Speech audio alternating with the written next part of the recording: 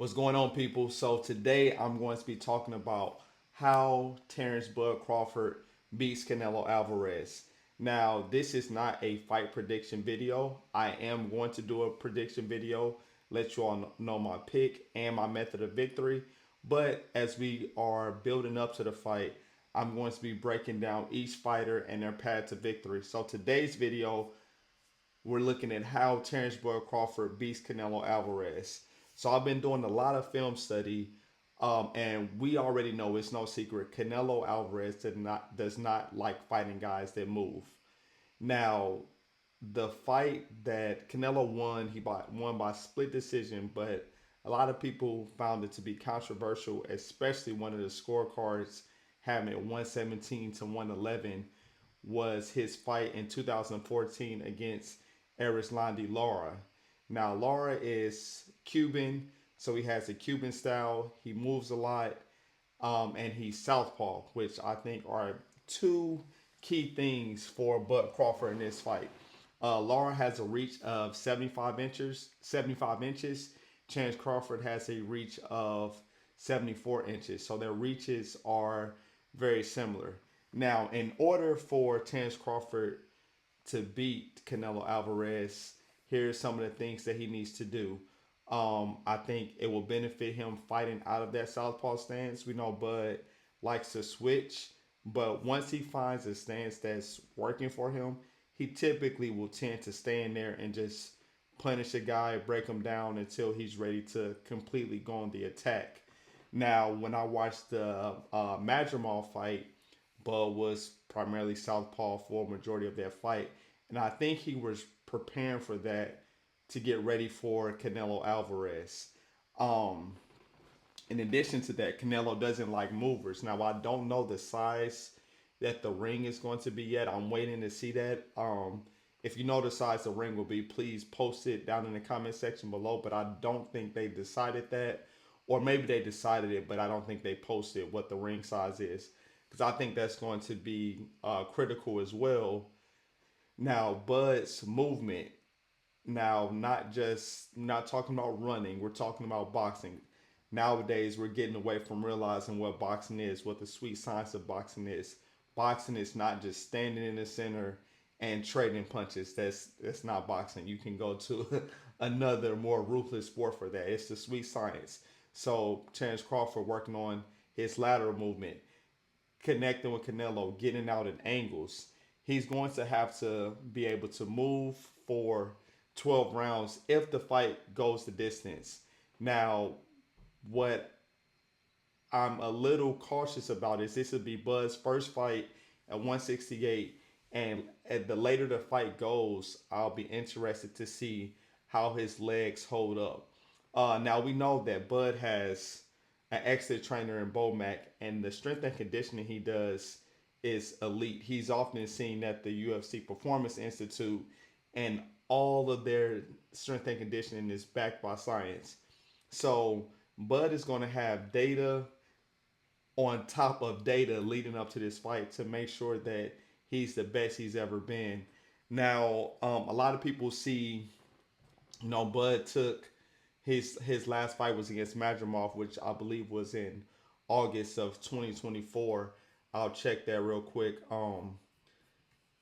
So a lot of people see that time off as being a hindrance to Terence Crawford. However, let's see, when did he fight Madrimov? However, Terence Crawford, he's 37. He's already got plenty of miles on him, and he's a veteran. Let's see, Madrimov was, August 24th, 2024. So it'll be, by the time he gets in the ring with Canelo, it'll be over a year since he's been in the ring, which I think is fine because he has to get acclimated to the weight. And then he doesn't need to accumulate more punishment at 37 years old. Bud is a professional. He carries himself as a professional. So I'm sure his training camp, he's sparring with the right sparring partners, and he's going to come in the best we've ever seen Bud because he's coming in this fight to prove a point. So we have southpaw stance, movement, but I also think Bud needs to engage. Now in that fight with Arislandi Lara, Yeah, he outboxed Canelo, which I think Bud can easily outbox Canelo. But I think in order to get the judges on his side, he's going to have to exchange with Canelo. Now, not be reckless about it, but he's going to have to take risks because when you're fighting Canelo, you also got to think.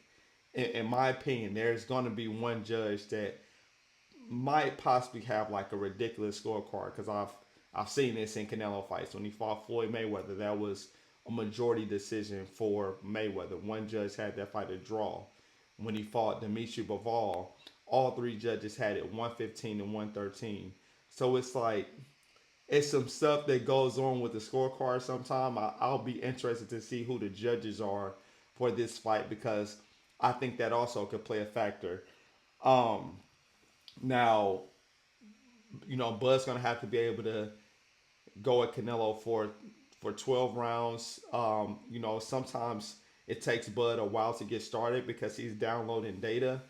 In this case, I think that's fine because Canelo typically does the same thing. So it doesn't like Bud has to come out guns blazing. So first 3, 4 rounds, conserve that energy, fill them out, maybe switch between orthodox, southpaw, see what's working, see what's effective, and then when it's time to really crank up the intensity of the fight, which I think probably around rounds 4 or 5, they'll start really like clashing.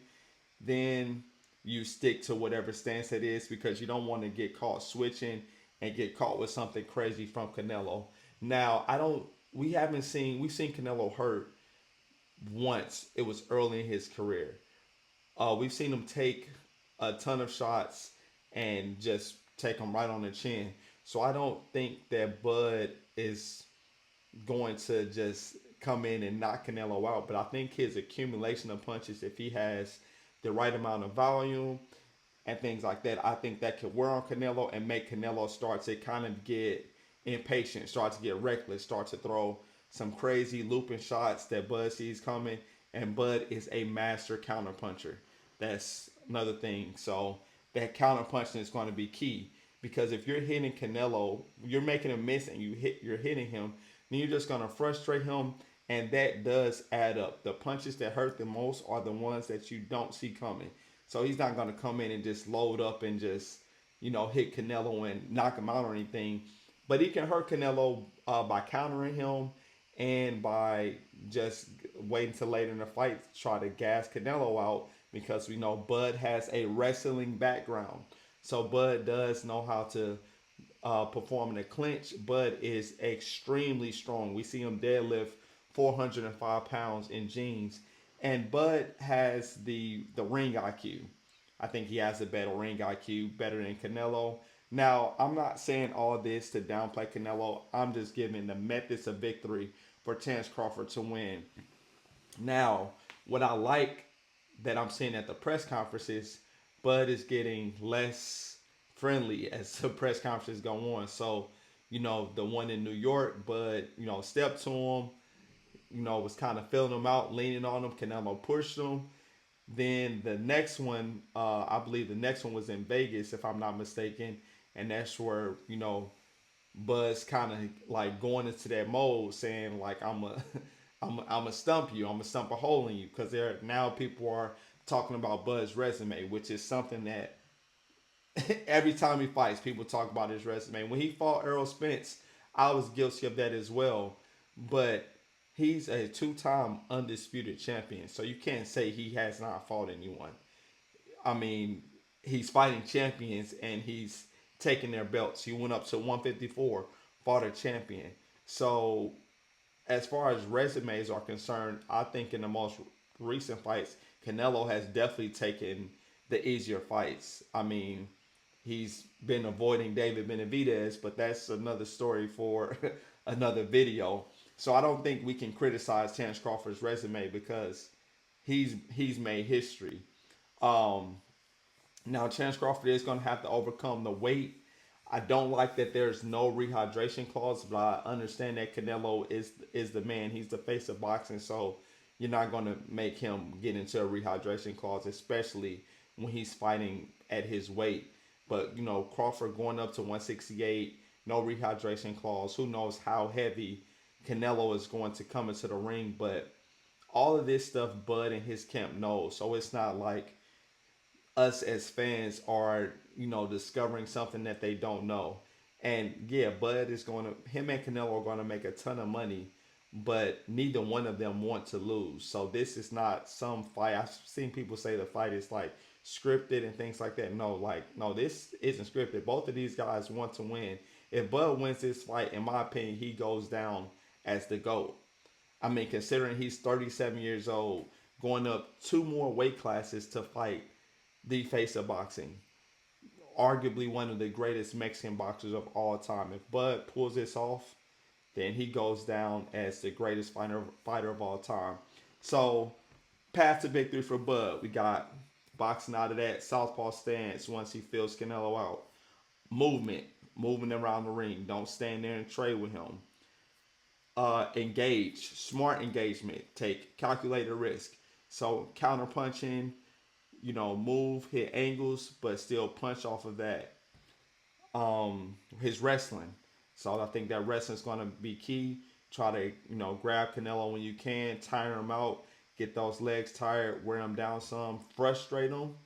And then last but not least is going to be like an accumulation of volume. So those volume of punches to wear Canelo down again to also frustrate him, make him get a little reckless in there, and make him kind of get out of his element.